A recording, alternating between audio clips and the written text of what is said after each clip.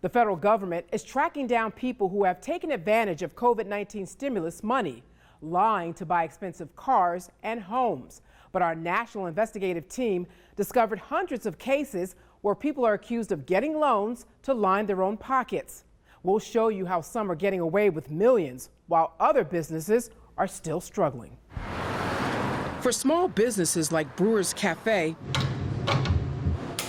it's been a year of hardship. It's been really disheartening to see how many small businesses have really gone by the wayside because we were expendable. As the government tried to help small companies stay afloat with the CARES Act, others took advantage by taking millions meant for struggling businesses. There was a lot of loss last year. Yeah. How tough was that for you? Well, I'm in problem solver mode all the time. Cafe owner AJ Brewer had to adapt quickly. After losing up to 50% of his revenue, he closed one business and offered takeout. He said the $20,000 loan he received through the CARES Act just wasn't enough. That's really been the difficult part, is continuing to sell things, keeping our doors open, paying our staff their appropriate salary while not being able to fully operate at full capacity. Brewer's $20,000 doesn't even come close to the hundreds of thousands of dollars other businesses received through the Paycheck Protection Program. Some managed to survive, while others abused the system in a time of national crisis. Investigate TV dug through news reports, press releases, and federal indictments for details of fraud accusations.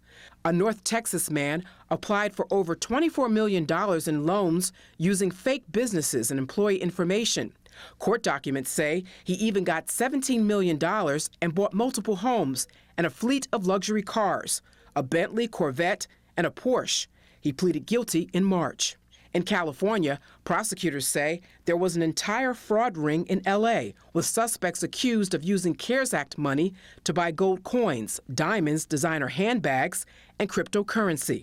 And in Ohio, a former Cincinnati mayoral candidate is now accused of using loan money for personal expenses, like salon and restaurant visits. In all, the Department of Justice has charged nearly 500 people with crimes tied to COVID-related fraud so far. The total amount those people are accused of stealing or trying to steal, $569 million. This is a part of society we wish didn't exist. J. Howard Arp is the Director of Investigations for the Government Accountability Office. He oversees GAO's FraudNet hotline for taxpayers to submit allegations of government fraud and wasteful spending. He says complaints are well documented that could lead to government audits and, in some cases, criminal charges. We ensure that that information is communicated to the appropriate authority that has the jurisdiction to deal with that substantive issue directly. With COVID funding, ARP says 1,200 complaints have been referred to the inspectors general. Close to half of those complaints are for PPP loans. Whether it's greed, to a very smaller extent, potentially desperation, given the consideration, maybe somebody's lost their job, they're trying to keep the lights on, but no explanation makes it okay to commit fraud.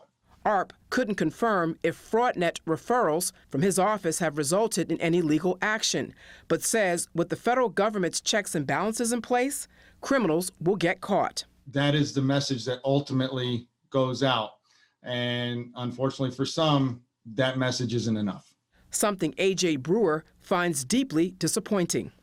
I think that there are good ways to do business and bad ways to do business. My daddy taught me to be an honest man, so I choose to be an honest man. I teach my son to be an honest man. Now he looks forward to brighter days. For me, I have to focus on myself. I have to focus on, how do I raise the capital that I need to keep my businesses thriving? Now, the GAO's FraudNet hotline is open to the public. If you have information about fraudulent activity related to the federal government or its programs, call 1-800-424-5454 or email the agency at gao.gov/fraudnet. For Investigate TV, I'm Sandra Jones.